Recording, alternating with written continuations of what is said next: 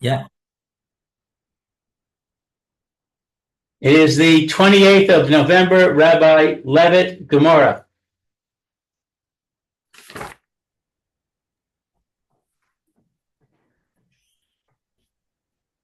All right. Where do we get to?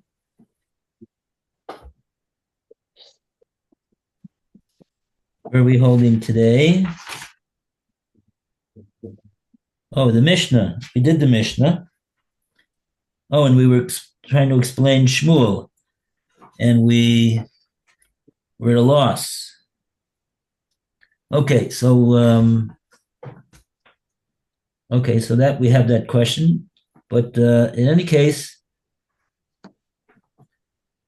the Gemara is we're holding right now by a stira in Shmuel, so we're looking for the Gemara to give us a resolution. We didn't yet say that resolution yet, right? Right. Okay. Okay, so Amr Shmuel halach Reb Yossi Amar b'shleima kotan islahu zechiya lenafshei ki komalaket lenafshei komalaket vavu minei kozachi.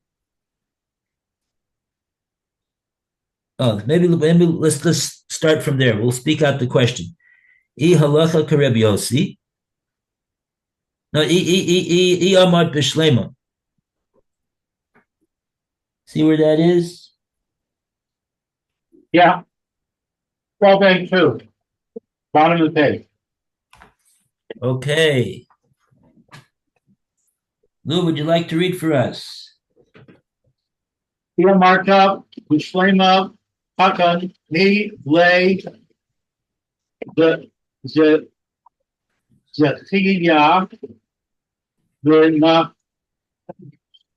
Nafshaya, the Nafshay. Rabbi Yossi's ruling is understandable. If you say that a minor son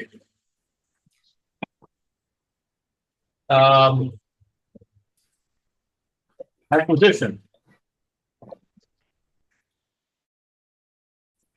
Okay, so Rabbi Yossi said. And what did he say exactly? Rabbi Yossi, I guess that's going back to the Mishnah. Right. Rabbi Yossi said, I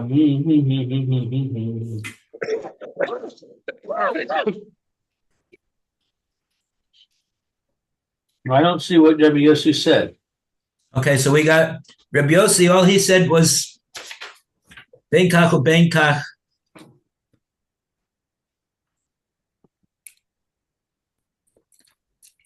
Hilaket beno v'ishto acharov.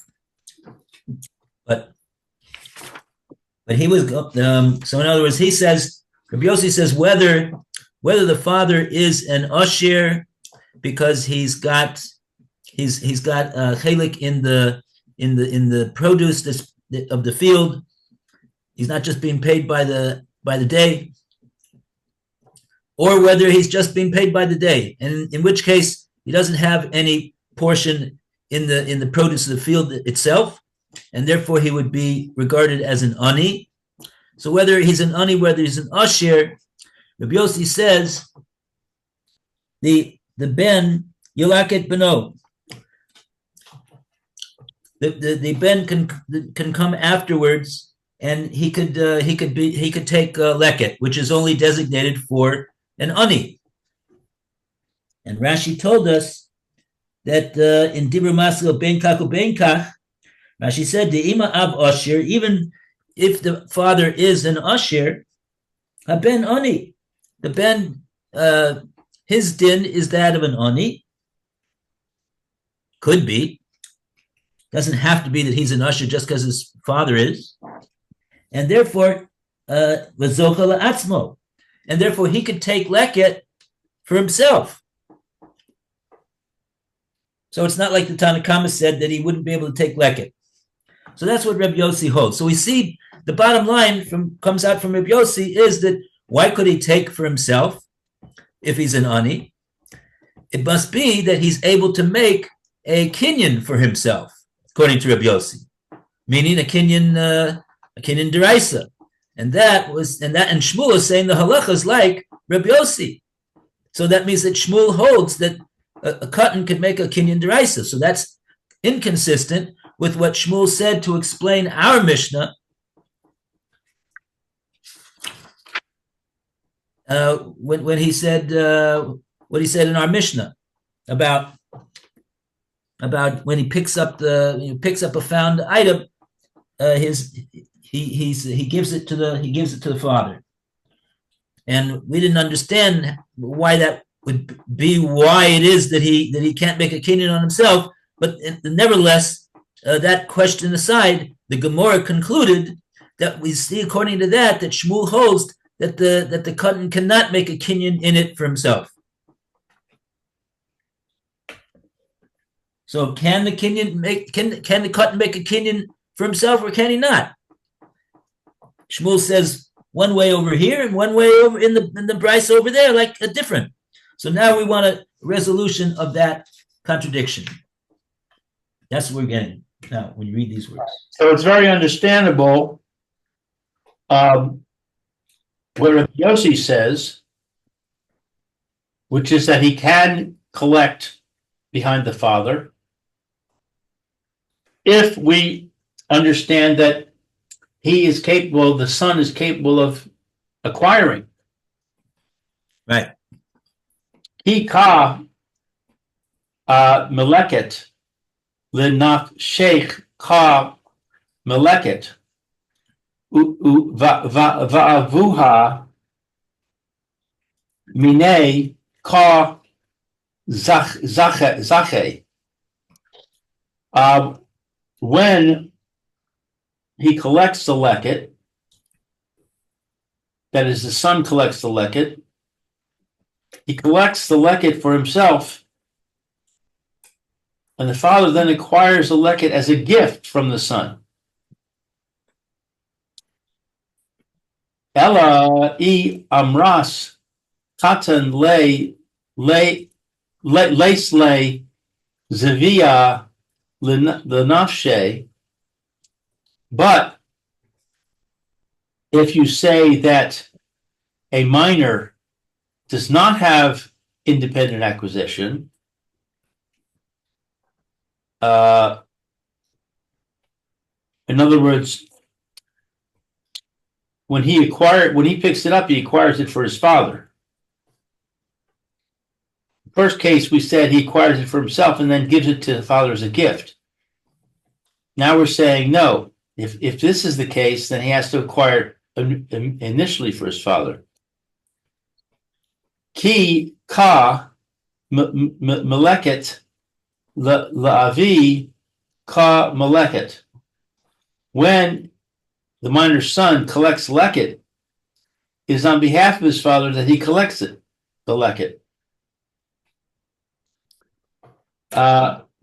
Avuha ashir hu.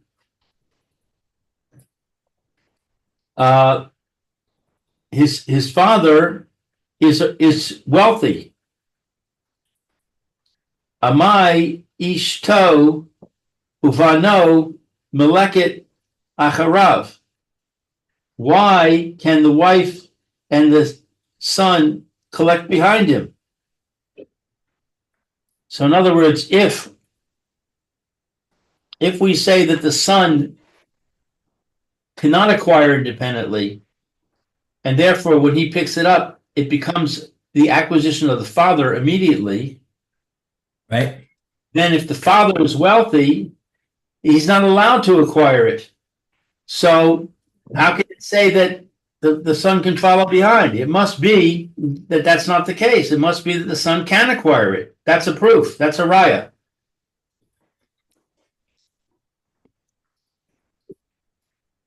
Correct? Mm-hmm. Right, but what in other words, what we're saying over here is we're just speaking out that according to this brisa that Shmuel says the halach is like Rav Yossi, it's clear the Gemora has now demonstrated that Shmuel holds that the katan can make a kinyan for himself. That's what Shmuel must be understanding in Rav Yossi. And he says the halacha is like that. So that means that he holds like that the katan can make a kinyan for himself. Well, that's inconsistent with the way we understood how Shmuel explained the katan in our Mishnah here in Bava Metzia.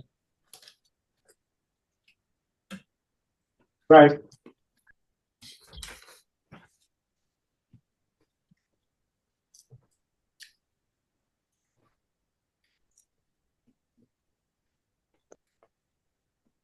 So we got very clear what it is that the Gemora is asking right now. Do we have any Rashis?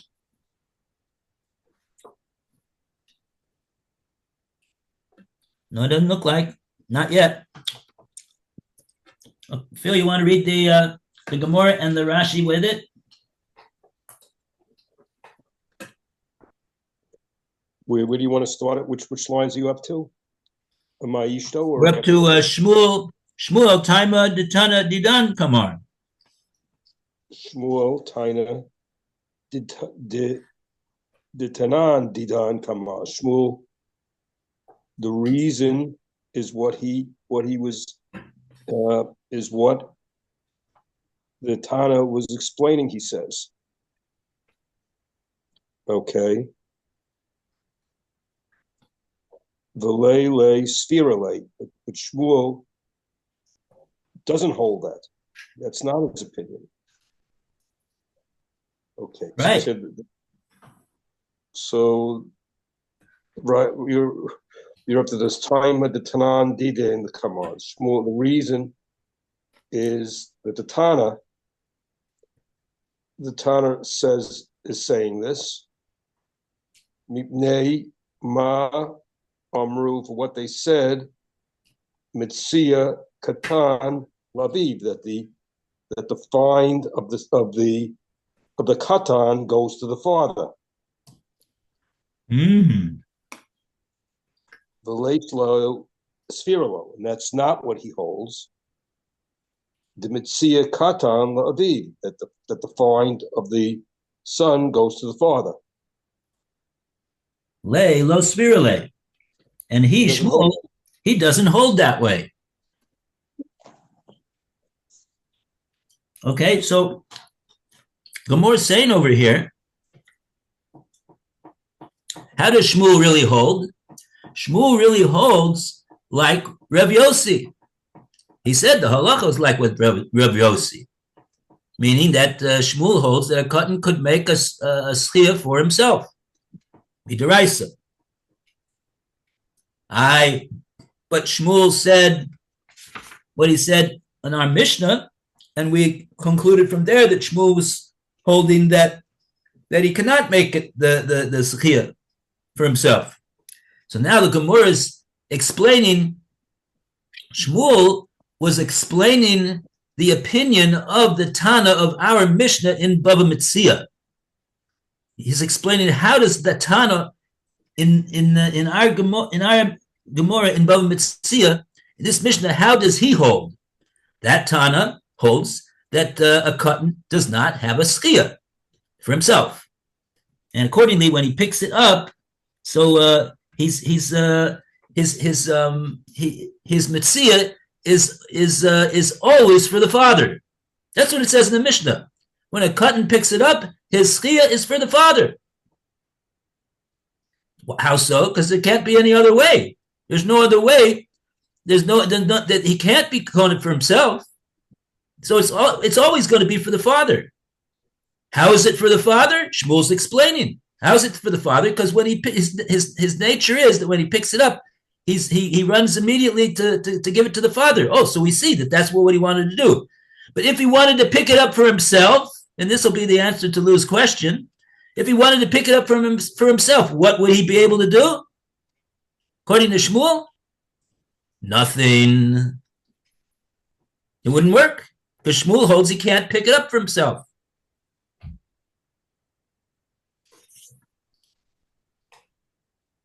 So that's the Gemara's answer. Shmuel is simply explaining what the Tana of our Mishnah holds, but he himself, he doesn't hold like that. He holds like Rav Yossi in the Brisa. Okay.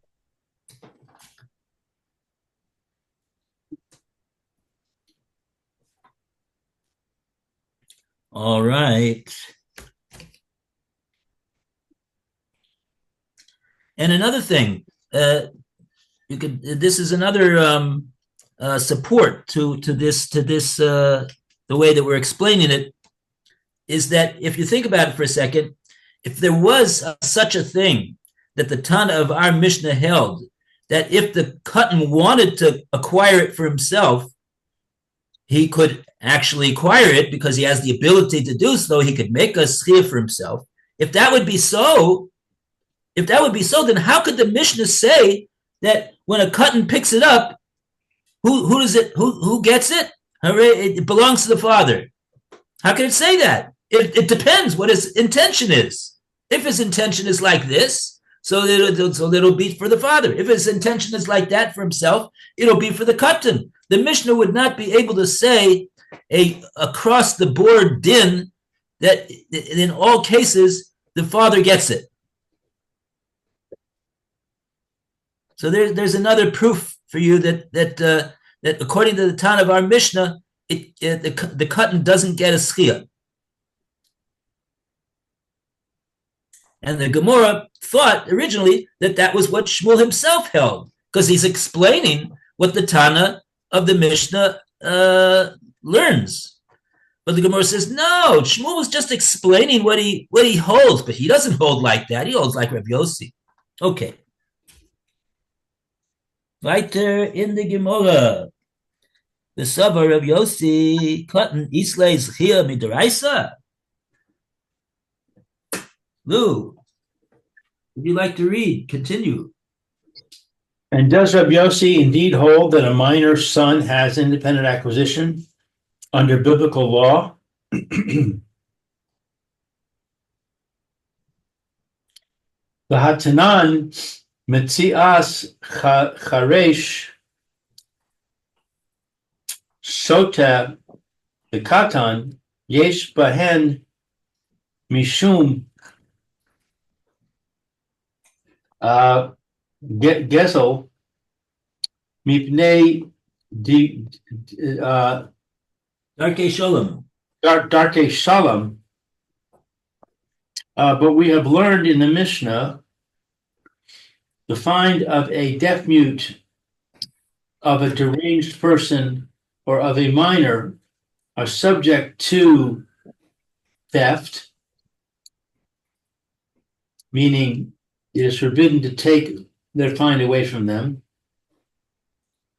because of the principle that we must promote ways of peace.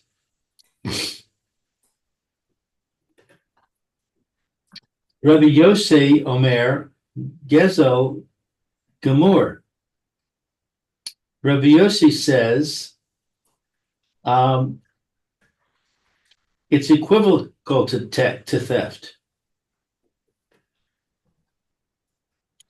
It's equivocal. Gamur is equivocal. Va'amar Rav Chizda Gezel Gamur Mide Varehem. Rav Chizda said that what Rabbi Yosef means is that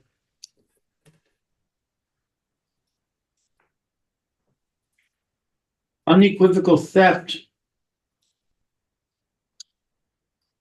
is by rabbinic decree. Amar Rav Chizda, Gezel Gamur, who said Gezel Gamur meant unequivocal theft. Mita Rabbanan is rabbinic. I'm not sure what it means by theft. Gezel Gemor. Taking away from the deaf mute, for example, is unequivocal theft. Right. So meaning that it's not Darchei Noam, it's Gezel Mamish. Right. In other words, the Katan, he has an actual kinyan in the article. He was konit for himself. He has the ability to make a kinyan for himself, just like a gadol has. And so, accordingly, the reason why you can't take it away from him is because it belongs to him. Midaraisa has a kinyan in it. It has nothing to do with Darkei Shalom. Darkei Shalom means that really Midaraisa, he doesn't own it because he cannot make a kinyan in the item for himself. And so therefore, Midaraisa, a person could who's unscrupulous, he could take it away from the katan, and midaraisa he would not be guilty of gezel because it doesn't belong to the katan, because the katan has no kinyan in the found object, because he cannot make a kinyan for himself, midaraisa.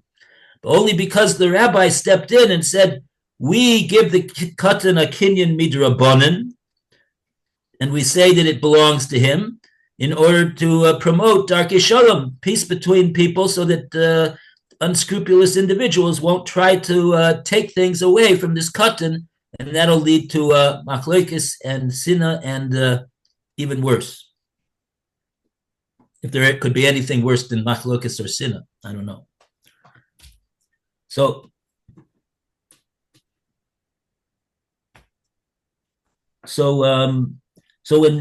we thought that when Rabbi Yossi says Gezel Gomor, we thought he meant like that, which is the way Shmuel said that he meant in the Brisa with the leket. But Rav Chisda came along and he says, no, it means Gezel Gomor midivrehen.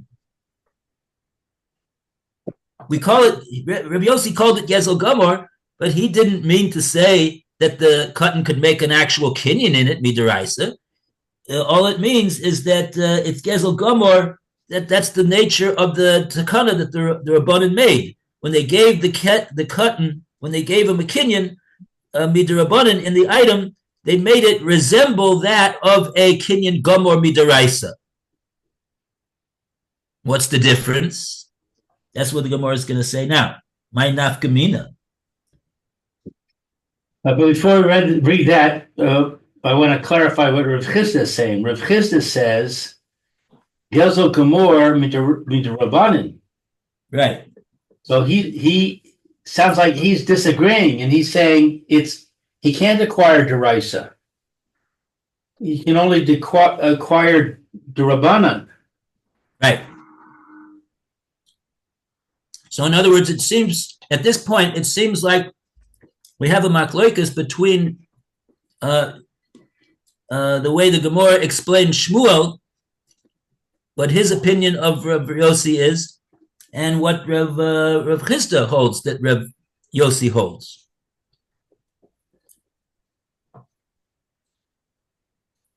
And that was the Gemara's question. The Gemara's question was, does Rav Yossi in fact hold that a katan can make a zechia midaraisa? So now the Gemara is bringing that, according to Rav Chisda, Rav Yossi cannot make such a zechia deraisa. It's also only derabanan. Right. And this that he's arguing on the Tanakh, he says Gezel Gomor. He's saying it means Gezel Gomor midrabanan.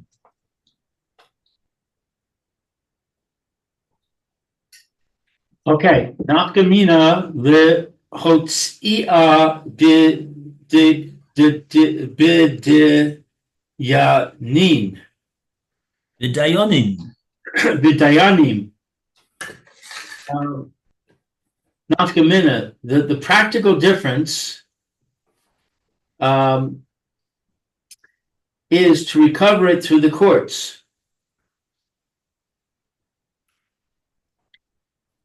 In other words, what's the difference between saying that you can't, it's called gezel because of Darkei Shalom, or is it gezel gomor midivrehen?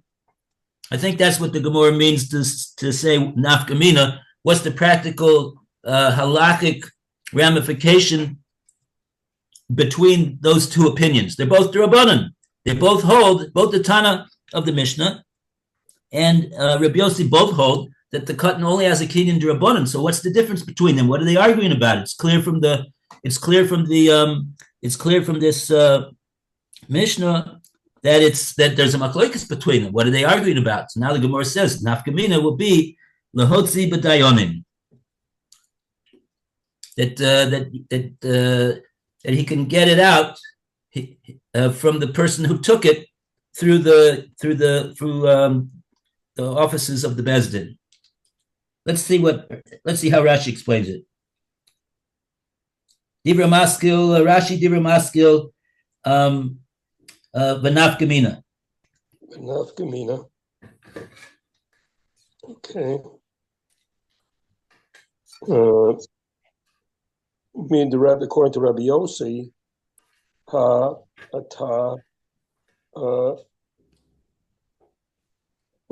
Ashmuin, that you learn this the hot mira. Echmiru. Echmiru. From the word machmir. They're being machmir. Chachamim, the chachamim, the tekantam with the tekana. Kigezel Gemora, like it's a complete theft. Lahotzi, to take it out, b'dayanim, with the dayanim. The kaven, and since midaraisa, and because according to deraisa, leis leizachia, he wouldn't whatchamacallit, he wouldn't merit it. Nimsi, you find Aviv, his father, Gazal et inyanim. Anim. His father would be stealing it from the Aniyim.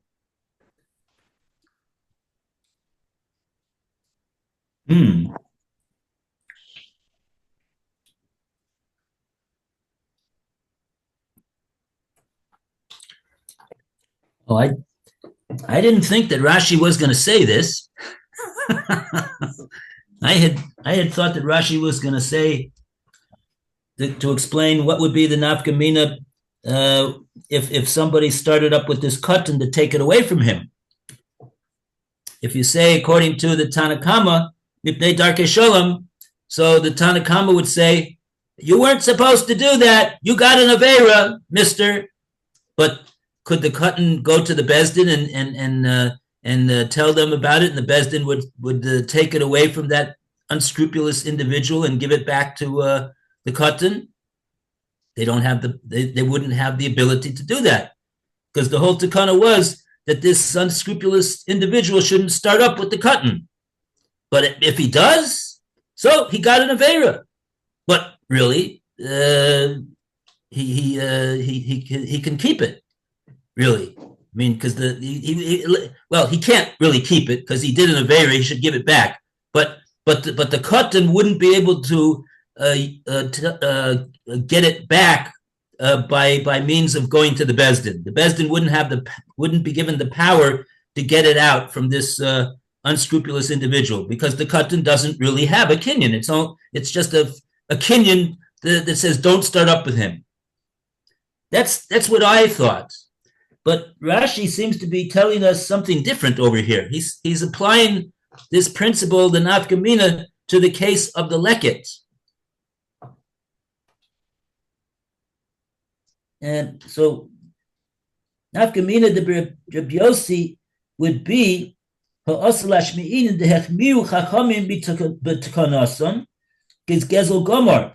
when the Chachamim made their takana that the cut will have a sechia midrabanan mipnei darkei shalom, they were very they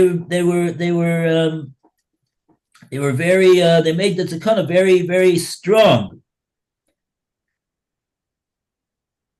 Ukeven de midaraisa leislei zechia.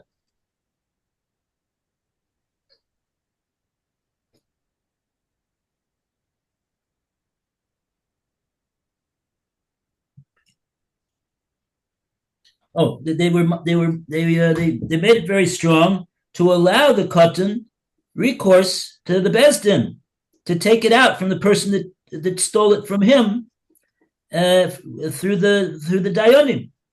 So what does that mean? The Kevin de midaraisa leislei zechia, but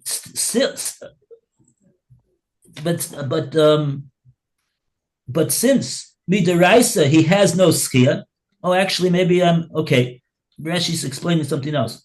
But since midaraisa, they can't make that he has a kinyan deraisa. He doesn't have a kinyan deraisa. All they can do is say, okay, you got a kinyan, Mr. Cotton, midarabanan. But since he lemaisa, he doesn't really have a kinyan according to the Torah. Since that is so then what? Rashi says, Nimsa aviv gozel esanim. That the father would be gazling from the anim over here. Meaning to say that what? If the father had no right to take the leket because he's an usher, the katan who would go and who's an ani, he doesn't really have the ability to make a kinyan midaraisa when he takes the leket for himself because he's a katan, because he's an ani. He doesn't have any kinyan in it. So since he doesn't have any kinyan in it, he can't really give it to his father midaraisa. The father doesn't own it midaraisa. And if so then the anim really are being gypped out over here, because it's really midaraisa. It remains with the anim. I think that's what Rashi means, but okay. Let's see further. We have any time? Not too much. Phil, are you still there? I'm here. I just lost the camera. I'm listening. Okay. So the next step is the Abaye. The Gemara says Ella Amar Abaye.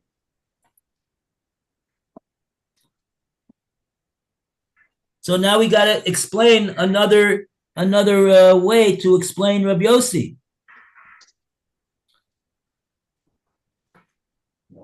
Lou, you want to read? You want me to read the Rashi? We're not up to the Rashi. You're up to the Ella Merabai in the Gemara. Back to the Gemora. Ella Amar Abaye. Ella Amar Abaye. Rather, Abaye says, Asauha b'mi shehalchu ba nemushos. The rabbis considered the field that a sharecropper harvests like a field that has already been traversed by the rummagers. Yeah, the nemushos. Those are what, poor people who are collecting shifcha, lechet, and peah? Oh, that's a good question. Do they have to be poor?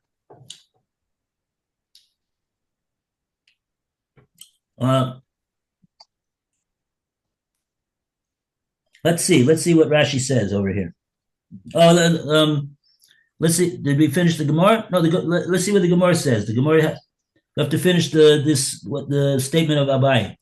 The aniim gufai hu mas chai deatai hu. let's see, that if they were paupers,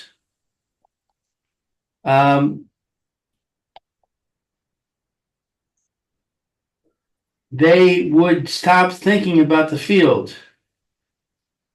Right. In other words, they already went through the field to get the matanas that are entitled them, the leket shich and the peh, whatever they're entitled to, and now they're masiach das. They remove their mind from focusing on this field at all, and they're not interested in taking anything more from this field, and they're going to now go to a different field. So now, what about the things that were left behind? In other words, the reapers, they left it behind, and not only the reapers left it behind, but when the anim came to take what they wanted to take as their as leket shich, they took what they took, and now they're finished with this field. And then that's when the nemushos come in. So I don't think the nemushos have to be anim. They're just rummagers that are rummaging around to find if there's anything left in this field that the reapers didn't take and that even the anim didn't take, and it'll be theirs because everybody else is taking their attention off of harvesting this field.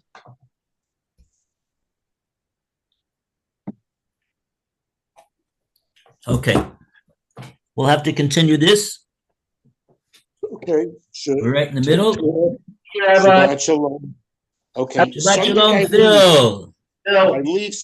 I leave Sunday afternoon, so I'm going to be gone for 3 weeks. Oh, wow. Have a great time. Going to Florida? No, I'm actually going to India with a tour. Oh, really? Oh, wow. Yeah. That's quite exotic. Were you going with? You're going to have a lot of tuna fish with you. Yeah, well, they take you to all the Chabads, so you're okay. They get all the food. It's very easy. They know exactly where every Chabad is. Oh, that's what it is. Ah. Yeah. I just did that tour a couple of months ago. It was great. I had a wonderful time. Yeah. From there, they're continuing on to Nepal with a flight over the Himalayas and Mount Everest. So we'll be okay. Thank you. Be well. Okay. All the best. Bye-bye. Thank you. Have a good trip. Thank you. Take care. Bye-bye. Bye. Okay, bye, Lou. Bye-bye, Rabbi. See you tomorrow, Mitzvah Hashem. Mitzvah Hashem. Okay.